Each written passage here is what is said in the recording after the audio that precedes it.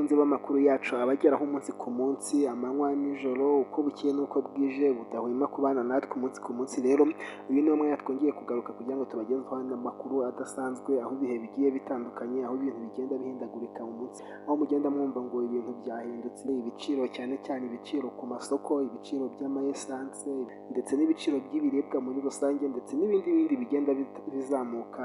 Hakaba ibyo tubona ko bizamuka hari icyo bishingiyeho, hakaba n'ibizamuka ntacyo bishingiyeho, aho urebye rimwe na rimwe urugero twavuga nk'igiciro cya esanse nimba kizamutse, ugasanga moto zikoresha esanse zizamuye ibiciro, ariko n'izikoresha umuriro zigahita zizamura ibiciro, kandi by'ukuri ibiciro atari bimwe cyangwa se bitagagombye kuba bimwe. Niho rero bamwe bafatira ibintu bagahita bahindagura uko bashaka, akaba tugira ngo tubagezeho impamvu y'ibi ngibi kandi n'uburyo bigomba kugenda.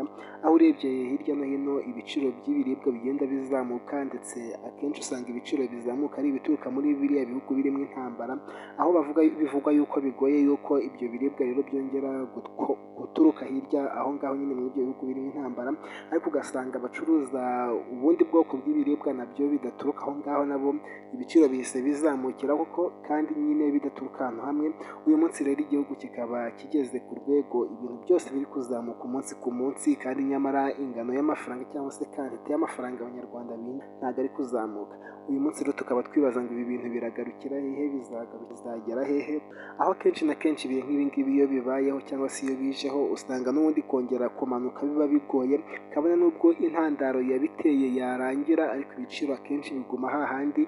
For example, urugero nimba ibiciro by'ingendo byazamutse kuriya kubera esanse, si igitangaza yuko ejo bundi esanse nimanuka n'ubundi ibiciro bizaguma hariya.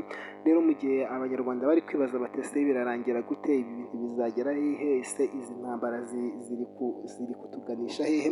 Rero aya makuru yose turimo turagenda tuyabakurikiranira, mukomeze kubana natwe mu bihe bigiye bitandukanye.